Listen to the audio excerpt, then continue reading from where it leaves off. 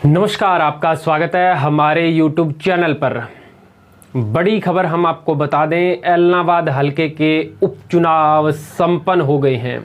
मुख्य मुकाबला यदि हम बात करें तो इंडियन नेशनल लोकदल पार्टी के अभय सिंह चौटाला और बीजेपी जेजेपी के गठबंधन के प्रत्याशी गोविंद कांडा और कांग्रेस पार्टी के प्रत्याशी पवन बेनीवाल के बीच कड़ी टक्कर रही। तमाम मुद्दे रहे, वाद विवाद रहा, किसानी आंदोलन का प्रभाव रहा, लेकिन मतदान शांतिपूर्ण तरीके से संपन्न हो गया है। अब सब इंतजार कर रहे हैं 2 नवंबर का, जब नतीजे आएंगे। लगातार सभी पार्टी के नेताओं ने अपने अपने कार्यकर्ताओं को बुला करके मीटिंग ले ली है और कयास लगाए जा रहे हैं। सब ने अपने अपने आंकड़े निकाल लिए हैं।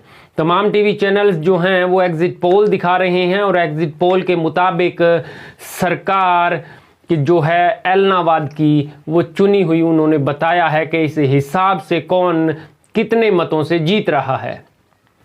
आपको बता दें, बहुत से मुद्दे थे। किसानी आंदोलन मुख्य मुद्दा रहा एलनाबाद हलके के उपचुनाव में। अभय सिंह चौटाला यानी इंडियन नेशनल लोकदल पार्टी की जो धुरी थी वोट मांगने की, वो विकास नहीं था, विपक्ष नहीं था, सत्ता के खिलाफ नहीं थे। सिर्फ और सिर्फ किसान आंदोलन के इर्द गिर्द ही उनका तमाम जो वोट मांगने का एरिया वो घूमता रहा और इसमें किसानों ने भी उनका जमकर के साथ दिया। राकेश टिकैत भी पहुंचे। 27 अक्टूबर को किसान पंचायत की गई चोपटा के अंदर और एलनाबाद हलके के अंदर, और साफ तौर पर कहा गया कि जिस नेता ने किसानों के समर्थन में इस्तीफा दिया उसको ही अब फिर से समर्थन देना चाहिए।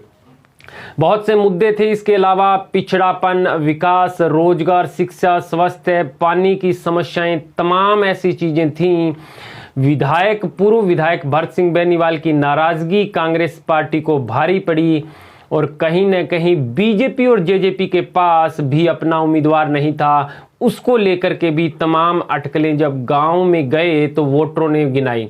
यानी मुख्य रूप से मुकाबला 3 दलों के बीच था, जिनमें से 2 दलों ने उम्मीदवार दूसरे दल से हायर किया। लोगों में इसकी नाराजगी भी थी। अभय सिंह चौटाला को लेकर के भी तमाम ऐसे सवाल लोगों से किए गए तो उन्होंने पूछा कि केवल वोट मांगने के समय विधायक जी यहाँ पहुँचते हैं, लेकिन फिर भी उन्होंने कहा कि यदि हलके का विकास होगा तो अभय सिंह चौटाला ही कर सकते हैं। यानी तमाम मुद्दों पर बातचीत होने के बाद ये एक नतीजा, जब चुनाव का समय आया तो बहुत सी पार्टियों पर आरोप लगे, पैसे बांटने के आरोप। बहुत से लोग जो हैं पकड़े गए और उनको जो है पूछताछ की गई, तो तमाम पार्टियों के बीच से उनके संबंध निकले।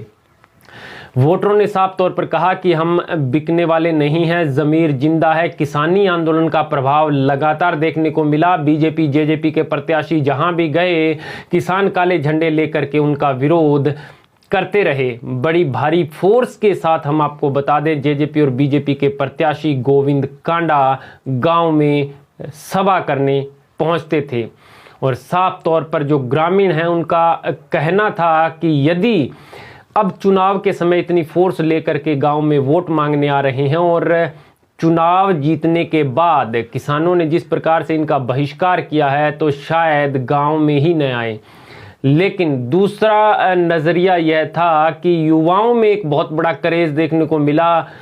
वो यह था कि सत्ता के साथ जाने को लेकर के उन्होंने कहा कि 3 साल सरकार के पड़े हैं, युवाओं के लिए अब तक कुछ भी नहीं हुआ है। जो भी नेता आता है अपना वोट लेकर के चला जाता है। कोई स्पेसिफिक रीज़न वोटरों के पास नहीं था, युवाओं के पास नहीं था कि वो अपना मत क्यों डालें। बहुत से युवाओं से जब हमने बात की तो खुल करके उन्होंने बताया कि ना, बहुत सी समस्याएं हैं, रोज़गार की समस्याएं हैं, शिक्षा की समस्याएं हैं, खेल स्टेडियम नहीं हैं, बहुत सी समस्याएं हैं। और उन्होंने कहा कि हम चाहते हैं कि सरकार के साथ जाना चाहिए और सरकार यदि काम नहीं करेगी एलनाबाद हलके का तो 3 साल के बाद फिर से हम अभय सिंह चौटाला को चुन लेंगे।